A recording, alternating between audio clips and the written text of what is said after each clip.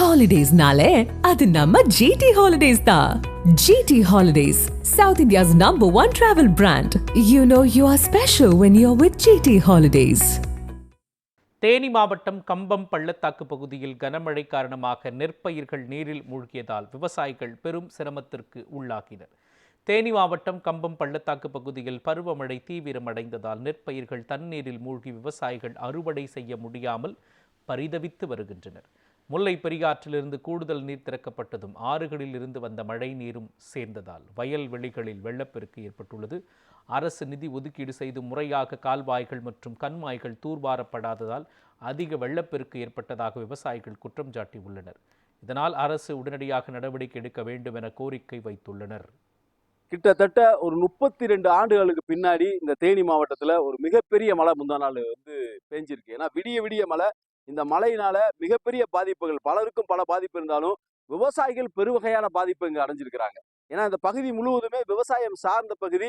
இங்க அதிகமான விவசாயம் சொல்ல போனா நெல், அடுத்து வாழை, தென்னை, இது போன்ற எல்லா பகுதியான விவசாயமே இந்த பகுதியில செய்யப்படுது. இதுல குறிப்பா நெல் விவசாயிகளுக்கு மிகப்பெரிய பாதிப்பு ஏற்படுத்தியிருக்கு. என்னன்னா கிட்டத்தட்ட இந்த கரைகள், வாய்க்காலில் இருக்கக்கூடிய கரைகள் 2-3 இடத்துல உடைப்பு ஏற்பட்டு அந்த தண்ணி முழுவதுமே அப்படியே வயலுக்குள்ள கிட்டத்தட்ட ஒரு 100-150 ஏக்கருக்கு மேல இன்னும் ஒரு வாரத்துல அறுவடைக்கு தயாரான இருந்த அந்த நெல் பயிர்கள் முழுவதும் நீர்ல மூழ்கி நாசமாயிருக்கு. இது மிகப்பெரிய ஒரு வேதனைக்குரிய செயல்பாடு. இதை நம்ம இந்த அரசு என்ன பண்ணியிருக்கணும், இந்த பொதுப்பணித்துறை என்ன பண்ணியிருக்கணும்னா, இந்த வாய்க்கால் கரையெல்லாம் எனக்கென்னா அவங்க கிட்டத்தட்ட 3 ஆண்டுகளுக்கு ஒரு முறை வாய்க்காலுடைய அந்த கரைகள் பலப்படுத்தப்படணும், அதை தூர்வாரப்படணும்ன்றது ஒரு அரசு விதியாக இருந்தாலும் கூட, எனக்கு தெரிஞ்சு கிட்டத்தட்ட ஒரு 20 ஆண்டு காலமாக இந்த பகுதியில் இருக்கக்கூடிய எந்த வாய்க்கால் கரைகளுமே பலப்படுத்தப்படலை. இந்த வாய்க்கால் முழு தூர்வாரப்படலை. நம்ம ஆண்டுக்கு ஒரு முறை, ஆண்டுக்கு 2 முறை ஒரு 100 ரூபா ஒரு இன்சூரன்ஸுக்காக நம்மளுடைய பயிர் காப்பீடை நம்ம செய்யறதுக்கு இந்த விவசாயிகளை முன் வரணும். இந்த அரசு உடனடியாக பாதிக்கப்பட்ட விவசாயிகளை கண்டறிந்து அவங்களுக்கு உரிய நிவாரணம் கொடுக்கணும். எல்லாவற்றுக்கும் மேலாக என்ன பெரிய பாதிப்பு அப்படின்னா, இன்னும் ஒரு 4 நாள்ல இந்த பகுதியில முழுமையா அறுவடையாக போகுது. கிட்டத்தட்ட 14,707 ஏக்கரு ஃபுல்லா நெல்லு தான். இப்படிப்பட்ட நேரத்துல இந்த மழை பெஞ்சதுனால இந்த ஆண்டு வைக்கல் மிகப்பெரிய ஒரு கிடைக்காம போயிடும். கால்நடைக்கான தீவனம் இந்த பகுதியில மிகப்பெரிய ஒரு பற்றாக்குறை ஏற்படும். வெளியிலேருந்து வாங்கக்கூடிய ஒரு நிலை வரும். அப்படின்றப்ப அந்த கால்நடை வளர்ப்பவர்களுக்கு அந்த தீவனத்தினுடைய விலை மிகப்பெரிய ஒரு ஏற்றமான ஒரு சூழ்நிலையை அடையும். அப்படின்ற பட்சத்துல நிச்சயம் அவங்களையும் அதுல நம்ம யோசிக்கணும். யோசிச்சு கால்நடைகளுடைய தீவனம் விலையேற்றம் இல்லாம இருக்கிறதுக்கு அரசு உடனடியாக நடவடிக்கை எடுக்கும். முந்தானத்து பெஞ்ச மழையில் இங்கே பெருவாரியான சேதம்.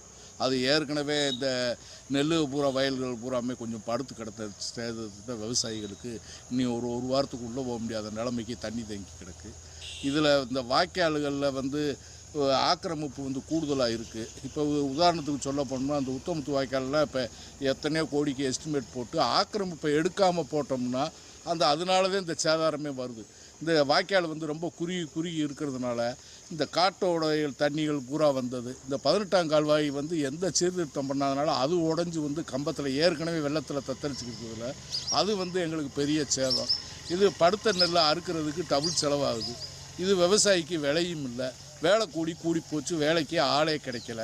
இந்த கண்டிஷனில் விவசாயி என்ன செய்கிறதுன்னு மீளா துயரில் இந்த வருஷம் விவசாயம் அவங்களுக்கு என்ன எடுத்தாலும் கூட கைக்கு இது கிடைக்க போகிறதில்ல. அந்த கண்டிஷனில் இப்போ கிடக்கு. இதெல்லாம் நிவர்த்தி பண்ணி ஆக்கிரமிப்பு அகற்றுனாத்தியா இந்த வாய்க்கால் இதுகள்லாம் தாங்கும். இந்த சேதங்கள் வராது. அதை அரசு உடனே செஞ்சு தரணும்னு சொல்லி ரொம்ப வேண்டி கேட்டுக்கொள்கிறோம்.